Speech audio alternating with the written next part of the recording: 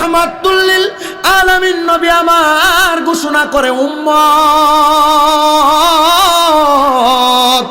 আম্মা আব্বার কদমে চুমা দিলে দাম কমে না, সম্মান কমে না, ইজ্জত কমে না। আমার আল্লাহ তাআলা ওই সন্তানের দাম, ইজ্জত, সম্মান আরো বাড়াইয়া দেয়। হুজুর কেমনে বুঝতাম গো, একটু আমাদেরকে জানিয়ে দেন না। আল্লাহর নবী রাহমাতুল লিল আলামিন নবী আমার বলেন, আমি যখন মক্কা থেকে হিজরত করে মদিনায় চলে গেলাম, যাওয়ার পরে অসংখ্য সাহাবায়ে কেরাম আমি নবীকে হালাও ওয়া সাহালান মারহাবান বলে বলে স্বাগতম জানাইছেন। আমি নবীজির সাহাবায়ে কেরামদেরকে নিয়ে বসলাম। আমি সব সাহাবায়ে কেরামদেরকে বললাম, আমি নবী তো মক্কা থেকে মদিনাতে হিজরত করে আগমন করেছি, তোমরা কেউ আসো নাকি? আমি নবীর কাছে তোমাদের মনের কোনো ইচ্ছা পোষণ করবা।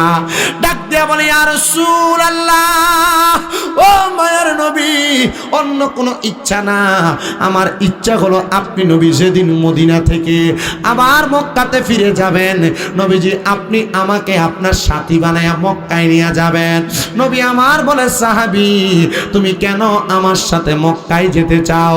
সাহাবী বলে, ইয়া রাসূলুল্লাহ, আমার বড় শখ, যেদিন মক্কা বিজয় হয়েছিল, মক্কা বিজয় হওয়ার আগে আমি নিয়ত করেছিলাম মক্কা বিজয় হয়ে গেলে আমি মক্কার চৌকাঠে যায় চুম্বন করব। আল্লাহর হাবিব বলে, সাহাবী তোমার দরখাস্ত মকবুল কবুল করা হইল। 2-3 দিন পরে আমার নবী অল্প কিছুদিন পরে মদিনা থেকে মক্কার উদ্দেশ্যে রওনা করেছেন। রাহমাতুল লিল আলামিন নবী যখন মক্কায় চলে যায়, ওই সাহাবীকে সাথে নিয়ে যায় নাই। কে জানি ওই সাহাবীর কাছে খবর দিতে, রে সাহাবী, তোমার নবী মুহাম্মদুর রাসূলুল্লাহ সাল্লাল্লাহু আলাইহি ওয়াসাল্লাম নবী তো তিনি চলে যাচ্ছে মক্কা। আমি দিমু থাকবে ওইও বলে আমার বাপ না কই আইছেনি। নারে তাকবীর, নারে রিসালাত, নারে গাউসিয়া, আহলে সুন্নাত ওয়াল জামাত জিন্দাবাদ জিন্দাবাদ। সভাপতি মহোদয়ের আগমন, আলহাজ সৈয়দ জুবাইর কামাল পীর সাহেব হুজুরের আগমন, খানদুরা দরবার শরীফ, খানদুরা দরবার শরীফ, নারে তাকবীর, নারে রিসালাত।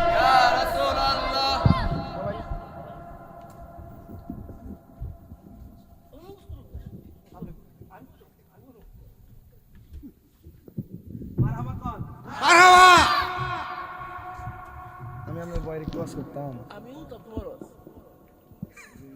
আচ্ছা কোন একদিক দা সৈয়দ, আরেক দিক দিয়া ফিসা হুজুর, আরেক দিক দিয়া সুন্নি নেতা, আবার কইছে বাজান তাহলে বাপ, সাইড দিক দিয়ে আত্মীয়। তা আমি বয়ের একটু ওয়াজ করলে বেদবি দইতো না, অনুমতি দিয়া লাইলে ভাইলেছে। মারহাবা কোন জুবায়ের চান হয় না যে বদনাম। হুজুরের মুড়ি দিলে গাইতে হবে এমন না, আপনি আপনার পীর মুর্শিদের নাম স্মরণ করেন।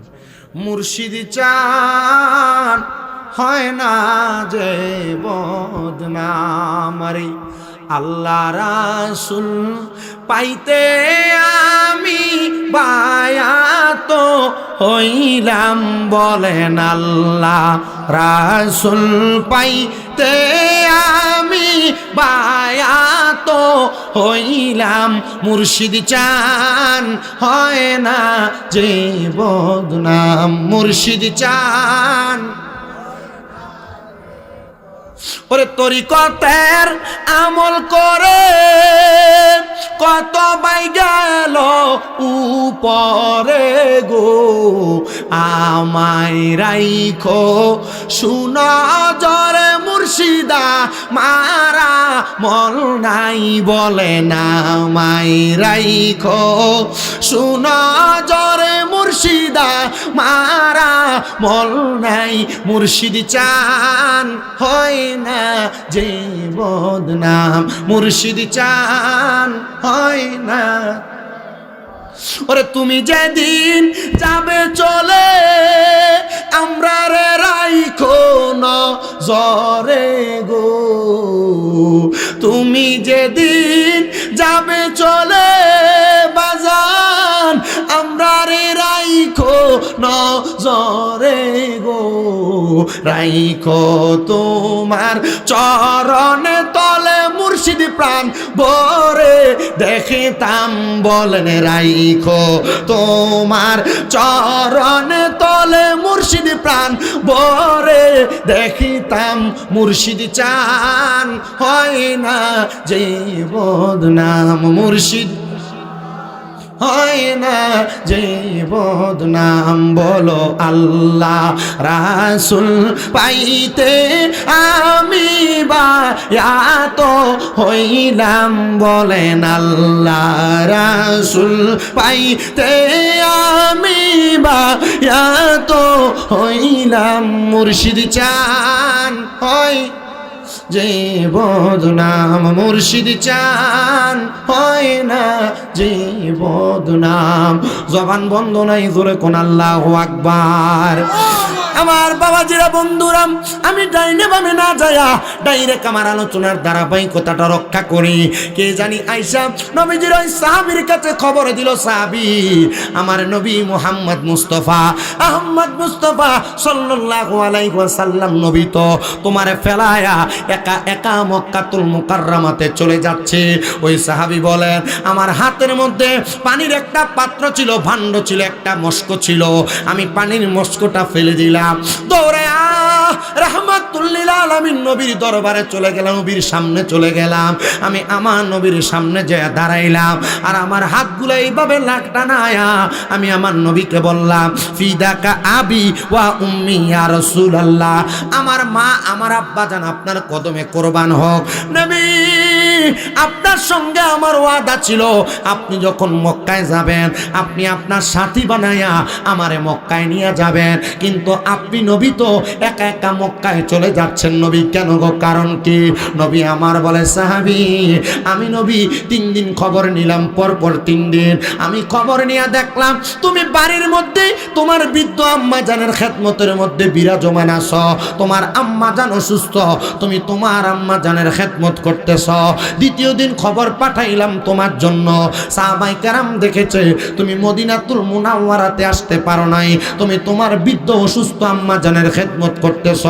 আমি তৃতীয় দিন খবর পাঠাইলাম, তৃতীয় দিনও খবর পাইলাম তুমি তোমার বৃদ্ধ আম্মা জানের খেদমত করতেছ। ইয়া রাসূলুল্লাহ, হ্যাঁ ঠিক আছে, আমার বৃদ্ধ আম্মা জান অসুস্থ বিদায় আমি আমার আম্মা জানের খেদমত করতেছিলাম, বলে এই জন্য আমি তোমাকে ফেলাইয়া মক্কার দিকে রওনা করলাম। সাহাবী প্রশ্ন করেন, ইয়া রাসূলুল্লাহ, ইয়া হাবিবাল্লাহ, নবী গো আপনি নবী বলেন না আমার বৃদ্ধ মায়ের খেদমত বেশি উত্তম নাকি মক্কার ঘরে যাওয়া উত্তম? মক্কা আল্লাহর ঘর, যে আল্লাহ আমার মারে বানাইলো আমারে বানাইলো, আমি তো ওই আল্লাহর ডাকে সাড়া দিতে মক্কার ঘরে যাব, আপনি কেন গো নবী আমারে আমার মায়ের খেদমতে ফালায়া রাখলেন? নবী আমার বলে, সাহাবী কেন কেন তুমি মক্কায় যাইবা? ইয়া রাসূলুল্লাহ, আমার নিয়ত ছিল মক্কা বিজয় হলে মক্কার চৌকাঠে চুম্বন করব। ইয়া রাসূলুল্লাহ, মক্কা বিজয় হয়ে গেছে, আপনার সাথে যাব, আপনি ওয়াদা করেছিলেন আমাকে নিয়ে যাবেন। নবী আমার বলে, সাহাবী শুনো, তোমার মা কি এখনো জীবিত নাকি মৃত? ওই সাহাবী বলে, ইয়া রাসূলুল্লাহ, মা উম্মুকা হিয়া, আমার আম্মা জান সুস্থ অবস্থায় এখনো করে জীবিত অবস্থায় আছেন। নবী আমার ডাক দিয়া কয়, সাহাবী যাও যাও যাও যাও, তুমি তোমার আম্মা জানের কদমে চুম্বন দাও। এই শিরিক হবে, বেদাত হবে, না না না না না না না না, শিরিক বেদাত কোনো কিছু চলবে না। নবী আমার বলে, তুমি তোমার আম্মা জানের কদমের মধ্যে চুম্বন করো। ইয়া রাসূলুল্লাহ, মক্কার চৌকাঠে চুম্বন করতে চেয়েছিলাম, আপনি দেখে দিলেন আমার মায়ের কদম। নবী আমার বলে, এ সাহাবী শুনো রে, তুমি যদি তোমার আম্মা জানের কদমে চুম্বন করো, আমি নবী বললাম শুধু মক্কার চৌকাঠ না, মক্কার চৌকাঠ না, আম্মা জানের কদমে চুম্বন করলে আল্লাহর জান্নাতের চৌকাঠে চুম্বন করার সওয়াব পাওয়া যায়। জবান খুলে জোরে জোরে পড়েন আল্লাহু আকবার। সন্তানের দল, তোমরা মাপ চাইবে কিনা জানি না, তোমরা মাপ চাইবে কিনা জানি না। আমি কামেল পরীক্ষা দিয়া অল্প কিছুদিন পরে ফিকহ শাস্ত্রের মাধ্যমে আমার নামের আগে মুফতি লিস্টিটা লাগানো যাবে। কিন্তু বাবারে, আমি আমার এলেমের জোর দিয়া ওয়াজ করি না। কুমিল্লা ইউনিভার্সিটি থেকে বাংলায় অনার্স কমপ্লিট করা কমপ্লিট, কিন্তু আমি কখনো আমার এলেমের জোর দেখাই না, জোর দেখাই না। আমি যেই দিন শুনেছি আম্মা আব্বার কদমের মধ্যে চুম্বন করার কারণে আল্লাহর জান্নাতের চৌকাঠে চুম্বন করার সওয়াব পাওয়া যায়, বরকত পাওয়া যায়। আম্মা আব্বার কদমের কাছে কোন সন্তান যদি ছোট হতে পারে, ওই সন্তান দামি হয়, সম্মানিত হয়, ইজ্জত বলা হয়। আমি সেই দিনই আমার মা বাবারে, আমি বৃদ্ধ আমার মা বাবারে ঘুমন্ত অবস্থায় আমি আমার আম্মা জানের কদমে চুম্বন দিয়েছি, আমার আব্বা জানলে চুম্বন করেছি। জানলে খুশি হইবেন, আমার আব্বা জানলে যেদিন আমি চোখ খোলা অবস্থায় জাগ্রত অবস্থায় চুম্বন করেছি, আমার আব্বা আমার দিকে তাকায়া হাসি দিয়া কয়, দেখ ফোলা কি করে কি করে। আমার সাথে আমার একটা খাদেম ছিল, ওই ফোলাটা আমারে কইতো, হুজুর আপনি মাহফিলে গেলে মানুষ আপনার হাতে চুম্বন করে, আপনার সম্মান করে, তাজিম করে, আপনি বাড়িতে আইলে দিয়ে আপনার মা বাবার পায়ে পড়েন। আমি বলছি একমাত্র মা বাবার কদমের কাছে আমি সন্তান ছোট হওয়ার কারণে আল্লাহ তাআলা আমার দুনিয়ার মানুষের কাছে সম্মান দেয়, তাজিম দেয়। খোদার কসম করে বলি, যদি তুমি তোমার মা বাবার কাছে সম্মান দিয়া না থাকতে পারো, সন্তান পৃথিবীর যে জায়গায় যাও সম্মান নিয়ে বাঁচতে পারবা না। বিয়ার ছুটি হইবা, লানতের সম্মানিত লানতের মালা গলায় পরবা। এই জন্য সবার কাছে আবদার, মা বাপরে সম্মান করবা। নবী আমার বলে, একটা সন্তানের মা বাবা উপরে যখন তার দায়িত্বগুলা পতিত হয়, এক নাম্বার সন্তান মা বাবার সঙ্গে সুন্দর আচরণ করবে, সদাচরণ করবে। দুই নাম্বার মা বাবার ভরণ পোষণ দিবে। তিন নাম্বার অসুস্থ মা বাবার খেদমত করবে। আর চার নাম্বার সন্তানের মা বাবা যদি ইন্তেকাল করে, ইন্তেকালের পর কাফন এবং দাফনের ব্যবস্থা করবে। একজন বনু সালমা গোত্রের লোক আল্লাহর হাবিবের দরবারে আইসা প্রশ্ন করি, ইয়া রাসূলুল্লাহ, মা বাবা জীবিত অবস্থায় দায়িত্বগুলা পালন করব, ঠিক আছে নবীজি, আপনার কাছে জানতে চাই, হাল বাকিয়া মিন বিররি আবওয়াইয়া সাইউন আবাররুহুমা বিহি বাদা মাউতিহিমা। নবীজি আপনার কাছে জানতে চাই, আপনি নবী বলেন না, আমাদের মা বাবা মারা যাওয়ার পর আমাদের কোনো দায়িত্ব আছে কিনা? মা বাবা শুধু জীবিত থাকলেই দায়িত্ব না, মা বাবা ইন্তেকাল করার পরেও দায়িত্ব আছে। নবী আমার বলে, কলা নাম, হ্যাঁ দায়িত্ব আছে। ইয়া রাসূলুল্লাহ, আমাদের মা বাবা মারা যাওয়ার পর কি দায়িত্ব?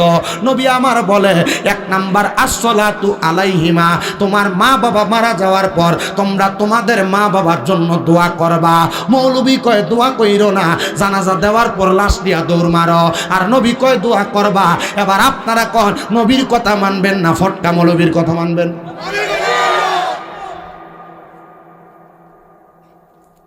মৌলবী সব ফতোয়া দিয়ে দিস, জানাজার পরে কি নাই?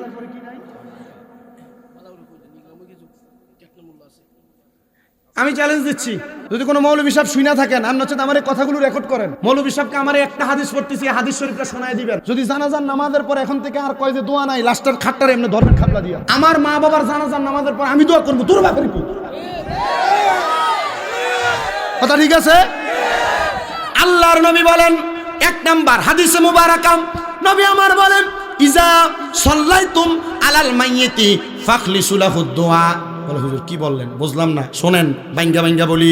নবী আমার কয়, এক নাম্বার শোনো, ইজা যখন সাল্লাইতুম তোমরা নামাজ আদায় করো, আলাল মাইয়িতি মৃত ব্যক্তির জন্য, ফাখলিসু লাহুদ দুআ অতঃপর তার জন্য দোয়া করো। এবার কোন নবী কইছে জানাজা পড়ার পর তার লেগে দোয়া করতে, মাটি দিয়ে দোয়া করতে কইছে না জানাজা ফইরা?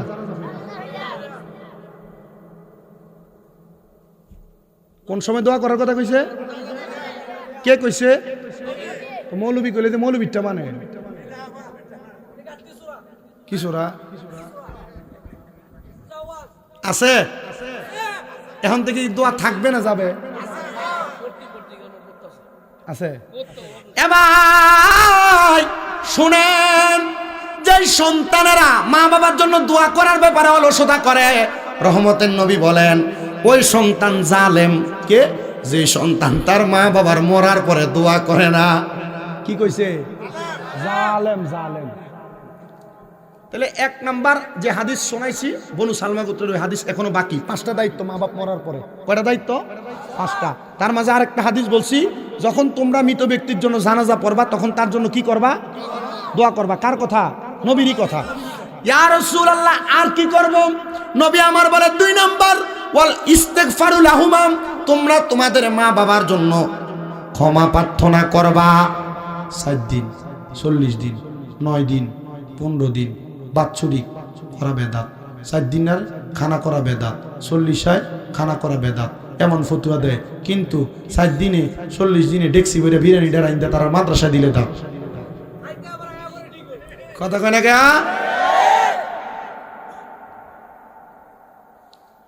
নবী আমার বলেন অল ইস্তিগফারু লাহুমা, তোমরা তোমাদের আল্লাহ ভাই আমার কুদুর আগে দিয়ে সুন্নাহটা দিয়ে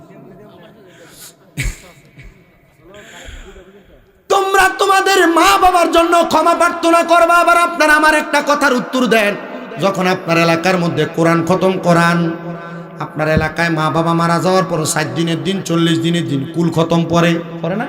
সোয়া লাখবার কুল খতম পড়ান। আপনার এলাকার বড় বড় আলেম থাকলে খতমে বুখারী পড়ান, আমাদের এলাকায় চলে খতমে বুখারী পড়ান। তখন ওই খতমে বুখারী, খতমে কোরআন এবং খতমে কুলের মধ্যে হুজুর দোয়া করে, আল্লাহ আজকে যারা যে মৃত ব্যক্তির জন্য খতমে কোরআন, খতমে কুল, খতমে বুখারীর আয়োজন করলো, এটার উসিলায় যিনি ইন্তেকাল করেছে তিনাকে মাফ করে দাও। দোয়া করেনি? বেদার যে ফতোয়া দিল তার বিষয়, কথা কয় না? এটা এখনো ভালোভাবে চাপে নাই, তবে আগামী 4-5 বছর পরে এটা বেশি চাপবে। এবং দেখবেন আপনার এলাকায় বহু জোয়ান পোলাপান বলবে, কিসের 7 দিন, কিসের 40 দিন, যে টাকা খরচ করবে এটা মসজিদে দিলাম, মাদ্রাসা দিলাম। কয়নি? আছে না? হুজুরে সাক্ষী দিতে আছে, তার মানে মিশা না। মা বাবা মারা যাওয়ার পর খাওয়ানো না জায়েজ, প্রমাণ করার কোনো সুযোগ নাই। তবে জায়েজ প্রমাণ করার সুযোগ আছে। কি? আল্লাহর নবীর একজন সাহাবী হযরতে সাদ ইবনে উবাদা রাদিয়াল্লাহু তাআলা আনহু, তিনি বলেন, নবী আমারে যুদ্ধে পাঠাইছেন, যুদ্ধ থেকে বাড়িতে আইসা দেখি আমার মা মারা গেছেন। আমার মার জানাজার নামাজ আমি পাই নাই। আমি চিন্তা করলাম মৃত মা জানাজা পাই নাই, দাফন হয়ে গেছে। আমি নবীজির দরবারে গেলাম। আল্লাহর নবীর দরবারে যাইলাম, আমি প্রশ্ন করলাম, ইয়া রাসূলুল্লাহ আমার মাটা মারা গেছে, নবীজি আমার কোনো দায়িত্ব আছে কি না? নবী কয় আছে। ইয়া রাসূলুল্লাহ কি দায়িত্ব? বলে তুমি তোমার মায়ের পক্ষ থেকে সদকা করো। সাহাবী কয়, ইয়া রাসূলুল্লাহ আপনি সাক্ষী হয়ে যান, আমার একটা খেজুরের বাগান আছে, যে বাগানটার নাম হলো মিখওয়াদা, ওই খেজুরের বাগানটা আমি আমার মায়ের জন্য আল্লাহর হস্তে সদকা কইরা দিলাম। আচ্ছা, খেজুরের বাগান কি সদকা করলে কেউ নিতে পারবো? এবার নবী বলেন, এ সাহাবী তুমিও সাক্ষী থাকো, এই খেজুরের বাগান থেকে যত মানুষ খেজুর আহার করবে, আল্লাহ তাআলা আহারের সদকার সওয়াব তোমার আম্মার আমল নামায় দিবে। পরের দিন সকালবেলা সাদ ইবনে উবাদা দৌড়ে আসছে, ইয়া রাসূলুল্লাহ নবী গো, আমি স্বপ্ন দেখছি আমার আম্মা জান একটা সুন্দর বাগিচার মধ্যে বইসা সুন্দর সুন্দর খাবার খাইতেছে। জিজ্ঞাসা করলাম, মা কারণ কি, এই খাবার কেমনে পাইলেন? আমার মা জবাব দিয়েছেন, সন্তান তুমি উৎকৃষ্ট পরিমাণ সম্পদের মালিক হওয়ার পরে তুমি যে তোমার সম্পদ থেকে আমি মায়ের জন্য সদকা করেছো, গতকালকে রাত্রবেলা ক্ষুধার্ত 2টা পাখি এ খেজুরের বাগান থেকে কিছু খেজুর, পাকা খেজুর আহার করার কারণে আল্লাহ তাআলা আমি মায়ের কবরের মধ্যে এত সুন্দর জান্নাতি খানার ব্যবস্থা করেছে। কি খানার ব্যবস্থা করছে? ওই খেজুরের ব্যবস্থা করে দেওয়ার কারণে জান্নাতি। আর আমরা যারা সুন্নি আহলে সুন্নাত ওয়াল জামাতের আকীদা ওয়ালা, আমরা শুধু খেজুর না, খেজুরের কেজি 800, 900, 1000, গরুর গোশত, মুইশ, হাসির গোশত, মাছদা, বিরিয়ানি খাওয়ায়। কি লাগা? মানুষ খাইবো আর দোয়া করবো মানছে আমার আম্মার জন্য, আব্বার জন্য। হুজুর তো খাবাইতাম কেন লাগা? আরে খাবাইবাই জন্য। আল্লাহর নবীর সাহাবায়ে কেরাম প্রশ্ন করি, ইয়া রাসূলুল্লাহ আইয়ুল ইসলামা খায়রুন, ইসলামে উত্তম কাজ কোনটা? নবী কয় 1 নাম্বার কলা তুতইমুত তাম, মানুষকে খানা খাওয়ানো, এটাই ইসলামে সবচেয়ে উত্তম কাজ। তবে আরেকটা দোষ আছে, আমরা এলাকার 7 দিন হয়, 40 হয়, সিন্নি হয়, এলাকার গরিব যেটি গোস্ত খাইতে পায় না এটার দাওয়াত দেয় না, ফয়সালা যেটা খাইতে পায় এটার দাওয়াত দেয়, ফয়সালা মুখ সে দাওয়াত দেয়। এটা হইলে তো আবার ওয়াজ গায়ে পড়ে যাবে না, গায়ে পড়লে কি হইলো? গরিব খাওয়াইবা, মিসকিন খাওয়াইবা, এতিম খাওয়াইবা, ওলামাই কারাম, তবে বাচ্চা বুচ্চা খাওয়াইও, জেসাদারে খাওয়াইও না। যদি খাওয়াও তাহলে ইটা খাইলে আরো মা বাবার কবর আজাব দেবে। ইটা খাইয়া খাইয়া কইব যে এটা বেদাত, ইটা জায়েজ নাই, এ খাইছে ঠিক কিন্তু বেদাত কইতে পরোয়া করছে না, কথা কয় না।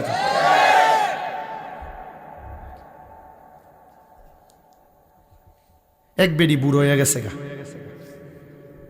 এই বেডির বাড়ি নোয়াখালী, তো এই বেডি চলতে ফিরতে খুব কষ্ট। এক ফলাই বেডির নাতিনরে খুব বেশি পছন্দ করে, চিন্তা করছে নাতিনরে যেহেতু পছন্দ করে বেডির লোকে খাতিল করলে নাতিনরে বিয়ে করা যাবে, বেডির লোকে খাতিল করলে নাতিনরে বিয়ে করা যাবে। এখন গেছে এগো দাদি তোমার যত কাম আছে আমার কই আমি কইরা দিলাম, কাম যেহেতু কইরা দিবেন, আমার কাছে তো টাকা পয়সা, আমি তোমার বেতন দেব কেমন? না বেতন লাগতো না, তুমি মুরব্বী মানুষ এমনি কইরাম। আচ্ছা ঠিক আছে রে নাতি, তুমি যেহেতু করবা তোমার নামটা কইলাও, নাইলে আমি তোমার কিতা কয়ে ডাক দেবো কামের লেগা। কাহা কি কইতাম শর্মের কথা, আমার নাম হইল নাতিন জামাই। নাম কিতা কইছে? আসলে মানুষের নাম নাতিন জামাই আছে? এক কইছে যে আমার নাম নাতিন জামাই। এক সপ্তাহ 15 দিন পর্যন্ত দাদির খেদমত করার পরে সন্ধ্যার পরবেলা এই নাতিন জামাই নামক দোকাবাজে দাদির যে সুন্দর নাতিন আছে এটারে ফড়াইয়া 2 সপ্তাহ পরে লইয়া গেছে বাগা ভাইয়া। আর বেটি ডাক দিয়া কই, এলাকার মানুষ, ওই নাতিন জামাই আমার নাতিনটারে লইয়া জাগা মানছে কো দুরু পাগলের করে পাগল। নাতিন জামাই নাতিন লইয়া যাইতো না কারে লইয়া যাইতো? তা আপনারা যারা লেবাসে হুজুর দেখা আপনারা কইতাছেন যে ইতো হুজুর আপনিও হুজুর, এরা যা কই এরার কতই তো ঠিক, আমনের টকর আমনের তো ঠিক, তো মানতাম কাজটা। এরা লেবাসে ঠিক, নামের নাতিন জামাই, নামের হুজুর, এদের সাথে ইসলামের সাথে কোনো সম্পর্ক নাই। বাপদাদা সহ পীর বুজুর্গানে দিন আমাদেরকে মিলাদ দোয়া, আমাদেরকে জানাজার পরে দোয়া, আমাদেরকে 4 দিন 40 যা শিখে গেছে এটাই সত্য। এগুলার যারা বেদাত বলে এদের সাথে মুসলমানের সাথে কোনো সম্পর্ক ছিল না, থাকবে না, ভবিষ্যতেও রাখা যাবে না। ডান হাত তুলে বলেন ঠিক না বেঠে?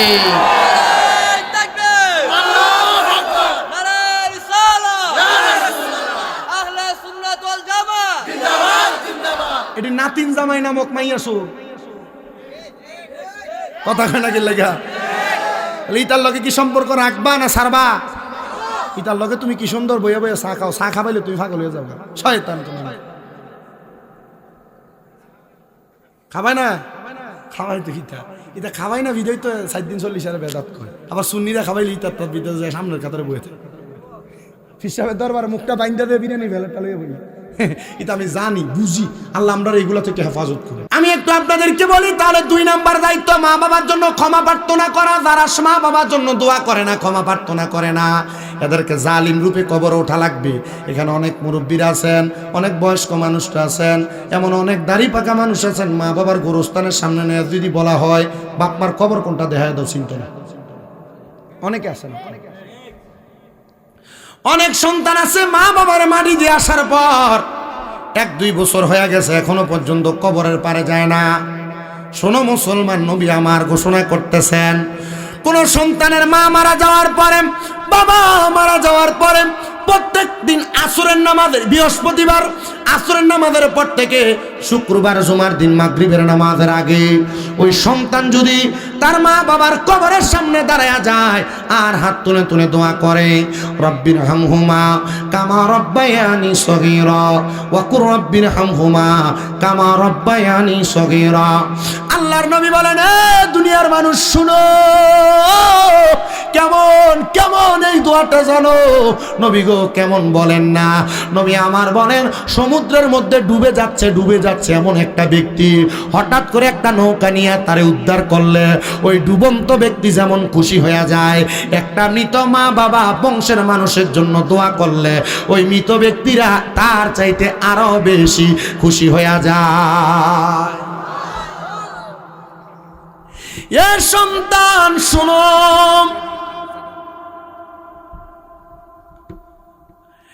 শোনো,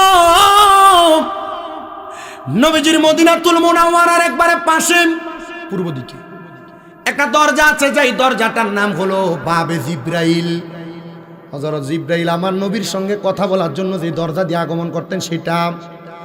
বাবে জিব্রাইলের একবারে পাশে জান্নাতুল বাকি, যে জান্নাতুল বাকিতে আমার নবী রাহমাতুল লিল আলামিন নবীজি মাঝে মাঝে দাঁড়ায় জিয়ারত করতেন।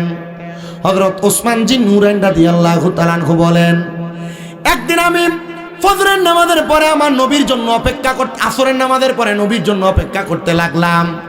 হঠাৎ করে আমি মুখ ফিরে দেখে আমার নবী মসজিদে নববীর মিম্বরে নাই, নামাজের মুসল্লায় নাই। আমি তালাশ করতে লাগলাম।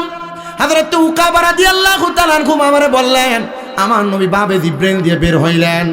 আমার বুঝতে দেরি হয় নাই, নবী যদি বাবে জিব্রাইল দিয়ে বের হয়ে থাকে তাহলে আমার নবীজি এই দরজা দিয়ে জান্নাতুল বাকিতে প্রবেশ করেছে। হযরত উসমান বিন নূরাইন বলেন, আমি দৌড়ায়া আমার নবীজির কাছে গেলাম, নবীজির পেছনে যেয়ে দাঁড়াইলাম, আর আমি আমার নবীজির বাম দিক দিয়ে একটু কাইথিয়া আমি আমার নবীজির চেহারার দিকে তাকাইলাম। আমি দেখলাম আমার নবীজির চোখ মুবারক গুলা বন্ধ করা, আর দেখলাম আমার নবীজির চোখ মুবারক গুলা দিয়া বায়া বায়া পানি পড়তেছে, নবীজির দাড়ি মুবারক গুলা ভিজে গেছে। ইয়া রাসূলুল্লাহ, ও মায়ের নবী, আপনি নবী যেইভাবে কান্না করতেছেন, কোন মানুষ আপনার আঘাতপ্রাপ্ত করেছে না রে সাহাবী? নবীজি কেন এমন ভাবে কান্না করেন একবার বলেন না। নবী আমার বলেন, সাহাবী, আমি নবী কান্না করি এই কারণেই, আইয়ুকুম মিসলি, তুমি কি আমার মতো, আমি কি তোমার মতো? এবার আপনারা বলেন নবী কার মতো? নবী কারোর মতো না, কেউ নবীর মতো না। নবী কয় আইয়ুকুম মিসলি, কে আছো আমার মতো? কেউ নবীর মতো না, নবী কারোর মতো না, কেউ নবীর মতো না। ওসমান বিন নূরাইন ডাক দিয়া কই, ইয়া রাসূলুল্লাহ, নবী গো, ও মায়ার নবী রাহমাতুল লিল আলামিন নবী, আপনি নবী কি বলবেন? আপনার কান্না করার কারণটা আমারে বলেন। আল্লাহর হাবিব বলেন, এ সাহাবী ওসমান বিন নূরাইন, আমি নবী জান্নাতুল বাকির গোরস্থানের দিকে তাকায় তাকায় যা দেখতে পাই, তুমি ওসমান বিন নূরাইন কিন্তু তা দেখো না। নবী গো, আপনি কি দেখলেন? আমার নবী বলেন, আমি নবী চোখ মুবারকের পানি ফালায়া যখন এই কবরবাসীর জন্য রব্বির হামহুমা কামা রব্বায়ানি সগীরা বলে দোয়া করি, কবরবাসীর জন্য দোয়া করি, আমার আল্লাহ তাআলা আমার মা বাবা সহ প্রত্যেককে এই দোয়ার কারণে মাফ করে দেয়। ইয়া রাসূলুল্লাহ, কেন মাফ করে দেয়?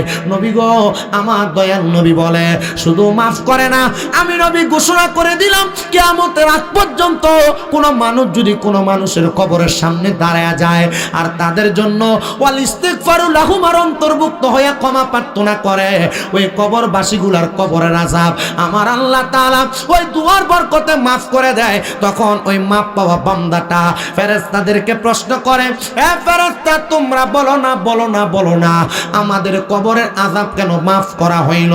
তখন ওই ফেরেশতা জবাব দেয়, তোমার এমন একজন ওয়ারিসদার তোমার জন্য দোয়া করেছে, দোয়া করার কারণে তোমার কবরের আযাব মাফ করে দেয়া হয়েছে।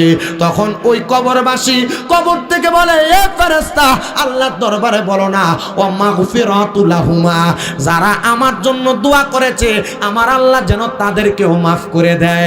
বাবারে, কবরবাসীর জন্য জিয়ারত আপনি তাদের লাভের জন্য করবেন না, নিজের লাভের জন্য করবেন।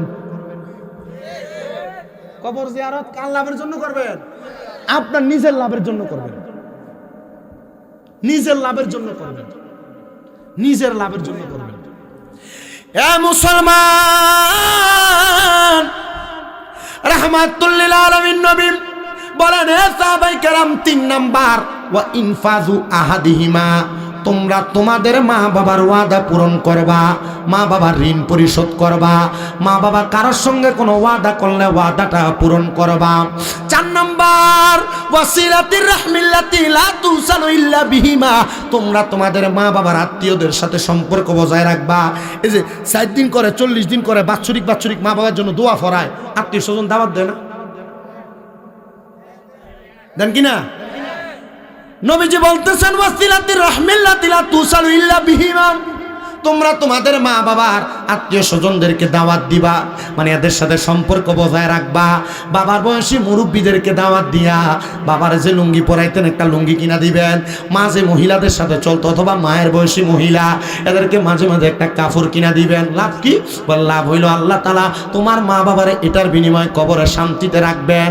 এ মুসলমান শুনো শুনো, নবী আমার বলে 5 নাম্বার ওয়াইক্রামু সাদিকিহিমা, মা বাবার বয়সী মুরব্বী যারা, মানে বাবা মার বন্ধু বান্ধব যারা, এদেরকে সম্মান করবা, তাজিম করবা, বাবা মায়ের বয়সীদের সঙ্গে সুন্দর ব্যবহার করবা। এবার সাদ ইবনে উবাদা বলে ইয়া রাসূলুল্লাহ, নবী গো আমার মা বাবা অনেক সম্পদ রেখে গেছেন, তো আমার মা বাবার এত সম্পদ আমি এই সম্পদ একা একা কি করব? নবী আমার বলে তোমার জন্য উত্তম হবে তোমার মা বাবার পক্ষ থেকে তুমি কিছু পানি সদকা করো। পানি মক্কায় মদিনায় যারা গেছেন আপনারা জানেন, মক্কা এবং মদিনায় টাকে ফুরিয়ে ফুরিয়ে না মক্কার বড় বড় সৌদির বড় বড় নেতারা এরা এই পানি বিতরণ করে। পানি করে না? আমার দয়াল নবী বলেন সাদ ইবনে উতাবা তুমি উদাবা উকাবা তুমি তোমার মায়ের পক্ষ থেকে পানি বিতরণ করো। হযরত সাদ ইবনে উবাদা বলেন ইয়া রাসূলুল্লাহ, আমি আমার মায়ের পক্ষ থেকে একটা কূপ খনন করে দিলাম। আর আমার দয়াল নবী রাহমাতুল লিল আলামিন নবীজির এই কথা মুবারক শুইনা যখন সাদ ইবনে উবাদা একটা কূপ খনন করলেন, মদিনাতুল মুনাওয়ারা থেকে ডান দিক বরাবর আহলে বায়াতের সদস্য হযরতে পাক পাঞ্জাতনের সদস্য খাতুনে জান্নাত মা ফাতেমাতুজ জাহরা রাদিয়াল্লাহু তাআলা আনহুমা আনহার বাড়ি, এটা হলো হেজাজ অঞ্চল, নবীজির নানার বাড়ির একটু আগে। খাতুনে জান্নাত ফাতেমার বাড়ি থেকে সামান্য একটু পূর্ব দিকে সামান্য একটু উত্তর দিকে আমার দয়াল নবী রাহমাতুল লিল আলামিন নবী মদিনার কামলিওয়ালা দয়াল নবীজি ওই জায়গার মধ্যে সুন্দর একটা কূপ যেটা সাদ ইবনে উবাদা খনন করে দিয়েছিল। নবী আমার বলে প্রত্যেক সোমবারে মদিনা থেকে আমি নবী মদিনা শরীফের পশ্চিম বরাবর মদিনা শরীফের কেবলা থেকে ডান বরাবর একটা রাস্তা ধরে হাঁটতাম, আমি মসজিদে কুবার মধ্যে যাইতাম। মসজিদে কুবায় যাওয়ার সময় আমি আমার আহলে বায়াতের সদস্য খাতুনে জান্নাত মা ফাতেমার কলিজার টুকরা 2 সন্তান হযরত হাসনাইন মানে হাসান আর হোসাইন দুইজনের সঙ্গে সাক্ষাৎ করে আমি নবীজি ওই জায়গার মধ্যে বীরে গার্স নামক একটা ছোট্ট কূপ আছে, ওই কূপের মধ্যে যাইয়া আমি নবী ওযু করতাম। আর যদি বিশ্রাম লাগতো আমি নবী সে জায়গায় বিশ্রাম করতাম। আপনাদের দোয়ার বরকতে আমি সেই কূপের পানি নিজে পান করেছি, সেই কূপের পানি দ্বারা বাড়িতে আইনা আমি নিজে গোসল করেছি। শুধু তাই না, যে ঘরের মধ্যে আমার নবী আরাম ফরমাইতেন ওই ঘরের মধ্যে 2 রাকাত নফল নামাজ আদায় করেছি। সাদ ইবনে উবাদা বলে এরপর থেকে আমি আমার আম্মা জানকে দেখতাম মাঝে মাঝে আমার আম্মা জান সুন্দর জান্নাতের গালিচার মধ্যে ঘুরতেছে। এই সন্তান, এজন্য আমি আপনাদের সবার কাছে আবদার জানাই, যেহেতু হুজুর কেবলা উপস্থিত আছেন, আপনারা ওয়াদা করেন এখান থেকে বাড়িতে যাইয়া মা বাবার সাথে অন্যায় করেন আর না করেন, মা বাবারে ভাত দেন আর না দেন, আজকে থেকে ওয়াদা করবেন কখনো মা বাবার অবাধ্য হবেন না। সামনে যায়া মা বাবার পাগুলার মধ্যে ধরবেন আর মাপ চাইবেন আর বলবেন মা ও আব্বা জান আল্লাহর রাস্তায় আমি সন্তানকে মাফ করে দেন। যতক্ষণ পর্যন্ত আপনার মা আপনার বাবা আপনাকে বলছে মাফ করে দিছি, ততক্ষণ পর্যন্ত আপনি মা বাবার পাও ছাড়বেন না। বলে হুজুর কেন? কারণ তারা মাফ না করলে স্বয়ং আল্লাহ মাফ করবে না।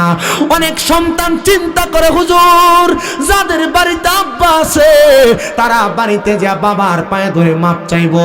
হুজুর যাদের বাড়িতে মা আছে তারা বাড়িতে যা মার পায়ে ধরে মাপ চাইবো। আমার তো আব্বা নাই, আমার তো আম্মা নাই, আমি কার পায়ে ধরে মাপ চাইবো? সন্তান চিন্তা করবা না। অল্প কিছুক্ষণ পরে খানদুরা দরবারের সৈয়দ জুবায়ের কামাল পীর সাহেব হুজুর কেবলা তোমাদেরকে নিয়ে দোয়া করবে। যখন তোমরা মুনাজাতের মধ্যে বলবা রব্বির হামহুমা কামা রব্বায়ানি সগীরা ওয়া কুর রব্বির হামহুমা কামা রব্বায়ানি সগীরা।